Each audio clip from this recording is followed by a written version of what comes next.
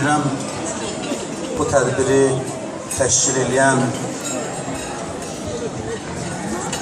əziz qardaşlarımıza, başda Hacı Rauf qardaşımız olmaqla doğrudan da çox möhtəşəm bir tədbir təşkil olunub bugün Sumqayıt şəhərində və Hacı Raufa təşəkkür edirəm. Bizi də bu məclisə dəvət elədiyinə görə, bu tədbirə dəvət elədiyinə görə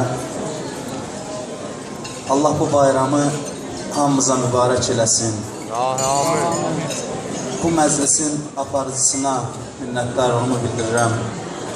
Gözəl sözlərlə məclisə zinət verdiyi üçün. İlahilər qrupuna Seyid Talih qardaşım başda olmaqla minnətdarlığımı bildirirəm. Məclisdə dəyərli ruhanilər var, alimlər var. Hər birinin adını tək-tək çəkmirəm. Hamısına minnətdarlığımı bildirirəm. Çox da vaxt uzalmaq istəmirəm. Burada təbrik sözləri danışılacaq yəqin ki. Mən də mənə ayrılan qısa vaxtdan istifadə edib hər birinizi bu dəyərli mövlud münasibəti ilə, əzəmətli bir gün münasibəti ilə təbrik edirəm. Peyğəmbəri vəsf eləməkdə acizəm. Bir şəxsi ki, Allah Quranında tərif edib, onun əxlaqını tərif edib, bir şəxs ki, Allah onun barəsində buyurub, Ləvlak, ləmə xələqtul əflak, sən olmasaydın, heç bir şey yaratmazdım. Varlıq aləmi vücuda gəldiyinə görə sənə borcludur. İslam Peyğəmbərinə borcluyuq nəfəs aldığımıza görə.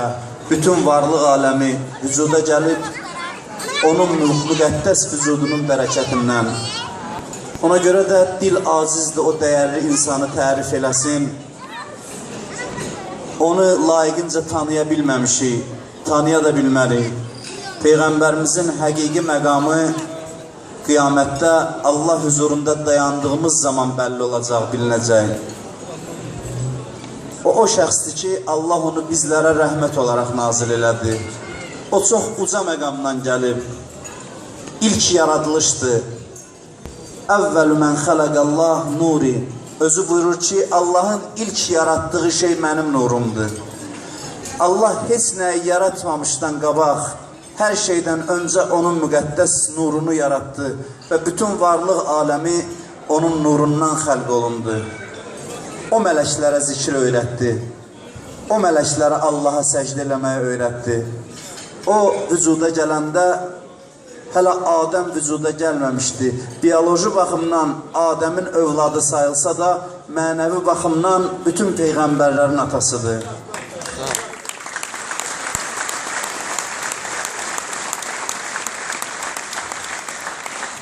Belə bir rəhmət peyğəmbərinin doğum günü ilə bu məclis, münasibəti ilə bu məclis təşkil olunur. Doğrudan da bu məclislərdən nəfəs almaq ibadətdir. Bu məclisin mənəvi fəzası, ab-ı havası var. Xoşbəxt insanlarıq ki, Allah bizə onun ümmətindən olmağı nəsib eləyib. Allah onu və əhl-i beyti sevməyi bizə nəsib eləyib. Bu böyük bir neymətdir. Allah bu neyməti xalqımıza çox görməsin. Azərbaycanda məzhəblər arasında bir vəhdət var, birlik var. Azərbaycanda məzhəbindən asılı olmayaraq bütün müsəlmanlar Peyğəmbər və onun əhl-i beytinə sayğı və məhəbbətlə yanaşırlar. Bu, Azərbaycan xalqının əsrlərin sınağından keçirtdiyi bir dəyərdir. Allah bu dəyəri qorumaqda bizə yardımcı olsun. Amin. İslam Peyğəmbərinin şəxsiyyətini müxtəlif cəhətlərdən təhlil eləmək olar. İslam Peyğəmbəri Allaha kamil bəndədir. İslam Peyğəmbərinin bütün iftixarı onun Allaha bəndə olmasındadır. O özü buyururdu ki, mən bəndəyəm və bəndə olmağımla fəxr edirəm. İslam Peyğəmbərinin mənəvi məqamı, peyğəmbərlik məqamı onun bəndəlik məqamına görədir. Peyğəmbər Allaha bəndə ola bildi deyə Allah onu peyğəmbərlərin ən üstünü qərar verdi. İnsan Allah qarşısında kiçildikcə Allah onu ucaldır, Allah ona dəyər verir. İslam Peyğəmbəri bəndəlikdə ən kamil nümunədir. İslam Peyğəmbərinin xanımları deyir ki, gecələr biz yuxudan oyanırdıq. Peyğəmbəri ibadət halında görəndə sanki müsibət üz vermiş bir insan kimi Allahın huzurunda göz yaşı töküb ağlaya-ağlaya deyirdi: İlahi la təkilni ilə nəfsi tərfətə əynin əbəda. İlahi məni bir göz qırpımı öz başıma buraxma.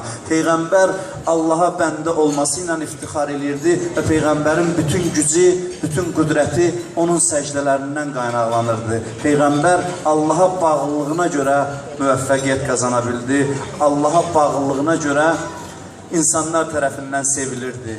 Peyğəmbərin ardıcıllarından birini dar ağacından asdıqları zaman Əbu Süfyan yaxınlaşır ona, istəyir ki, o çətin məqamda Peyğəmbər səhabəsindən Peyğəmbər əleyhinə bir söz eşitsin. Yaxınlaşır, deyir, səni and verirəm Allahı var, razı olarsanmı? İndi sən evində övladların yanında rahat yatasan, sənin Peyğəmbərin sənin yerində dar ağacından asıla.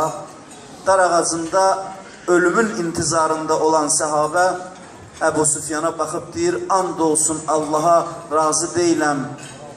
Mənim Peyğəmbərimin ayağına tikan batsın, mən evimdə ailəmin yanında rahat yaşayım. Peyğəmbərin mənəvi cazibəsi onun Allaha yaxınlıq səbəbindən idi. Allaha bağlılığı səbəbindən idi. Peyğəmbər Allaha kamil bəndə idi və bir də Peyğəmbərin ikinci dərdi, bir Allahdan ayrılıq dərdi idi, bir də bəşəriyyətin dərdi idi. Peyğəmbər o qədər insanların dərdini sinəsində gəzdirirdi, o qədər qəm, qüssə çəkirdi insanların günahlarına görə. Allah Quranda ona təsəlli verir. Allah Quranda ona buyurur: Taha ma ənzəlnə aleykəl Qur'an li təşqa. Peyğəmbər, bu Qur'anı sənə nazil etmədi ki, özü əziyyətə salasan, bu qədər narahat olasan. Peyğəmbərin gecə gözünə yuxu getmirdi. Bir məhrum insan, çətinlikdə olan insanı gördüyü zaman Peyğəmbər qəlbən ona yanırdı və bu qüssə onun qəlbini yandırırdı, ürəyini yandırırdı, ürəyini parçalayırdı. O həddə qədər ki, Allah Peyğəmbərinə təsəlli verirdi. Allah Peyğəmbərinə buyururdu ki, bu qədər də özünü əziyyətə salma. O elə bir şəxsdir ki, ona daş vurub, onun alnını paralayan, onun dişini sındıran insanlara bəddua eləmirdi. Həzrət Əli deyir, gördüm, dişi sınan halda, alnından qan axan halda daşın üstündə oturub, gəldim, gördüm, Peyğəmbər müşriklər tərəfindən vurulub və yorğun halda oturub, yaxınlaşdım, gördüm, əlini duaya qaldırıb, deyir, İlahi, mənim qövmümü doğru yola hidayət elə. Onlar bilmədən mənə zülm elədilər. Hətta ona daş vuranları da bəddua eləmir, onların doğru yola yönəlməsini istəyir. Biz rəhmət Peyğəmbərinin doğum gününə toplaşmışıq, həm də İmam Cəfər Sadiq əleyhissalamın doğum gününə toplaşmışıq. Çox önəmli bir gündür. İnşallah bizim ümidimiz Peyğəmbərimizin şəfaətinədir. Qiyamət günündə onun şəfaətinədir. Amma qiyamət günü onun şəfaətinə nail olmağımız üçün dünyada onun yolunu getməyimiz lazımdır. Bugün Peyğəmbər yolu gedən bir ümmət qiyamətdə onun şəfaətinin intizarında ola bilər. Peyğəmbərin yolunu